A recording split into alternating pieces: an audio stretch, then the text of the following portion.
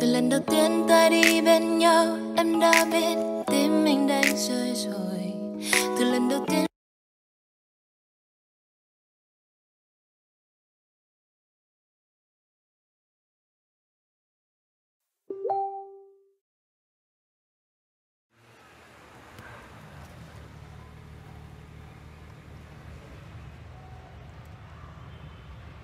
Anh định nhốt em ở đây luôn à? Ai thèm. Hỏi gì kỳ.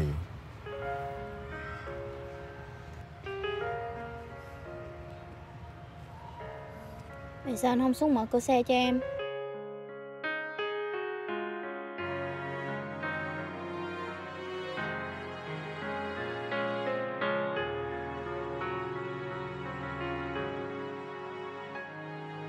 Trong ký ức anh khi ấy lần đầu gặp gỡ làm tim nhớ nhung, rồi từng ngày trôi qua trong thâm tâm bỗng chốc nhận ra ấm áp.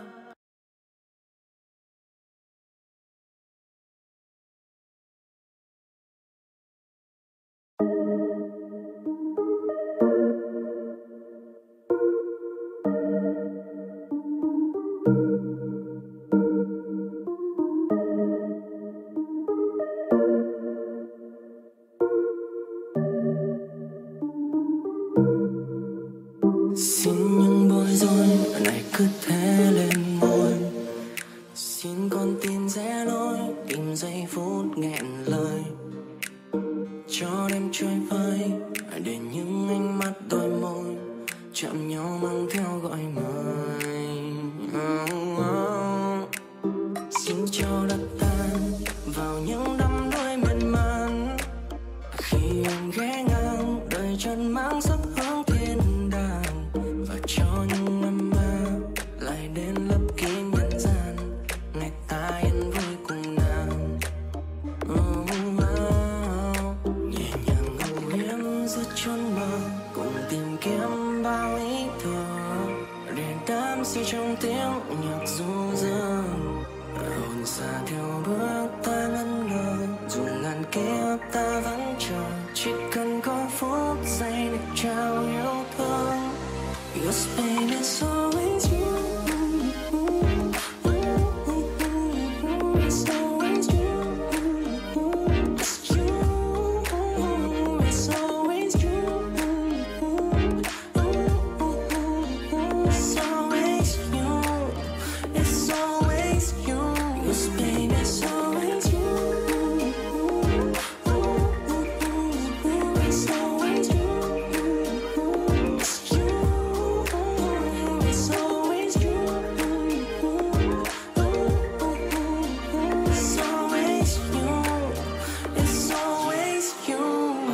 Ta như đi qua hết bao nhiêu mình sẽ trên đời, những điều thầm càng nghìn kiếp khi ta một giây bên người, vì chỉ cần một ánh nhìn mà em trao lần tự dưng của ta như hóa được thành chiêm bao. Với mình sáng thức giấc nghe em bên ta vui cười, cho đêm ta ngây ngất dù ta em qua đôi lời đầy ngọt ngào và trong veo, cùng hòa lòng trăng sao dịu dắt đôi tim bên nhau đi theo bao yêu thương dâng trào.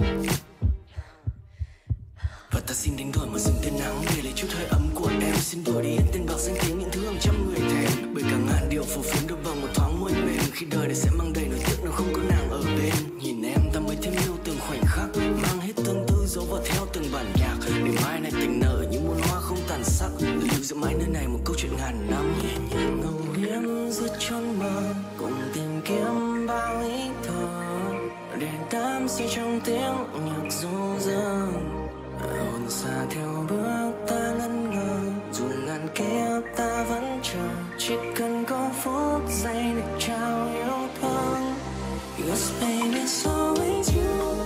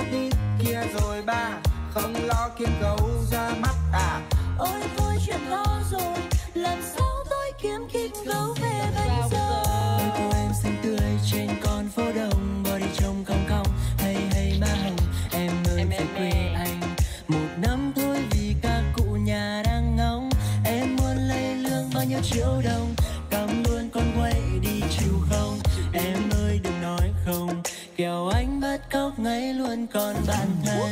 Mùa xuân năm nay anh cười tôi, ngọn cây cô đơn lâu lắm rồi. Bao người mùa xuân ngồi và ngắm phố hoa một mình thôi. Và Tết năm nay ai cưới tôi, một ơi cho con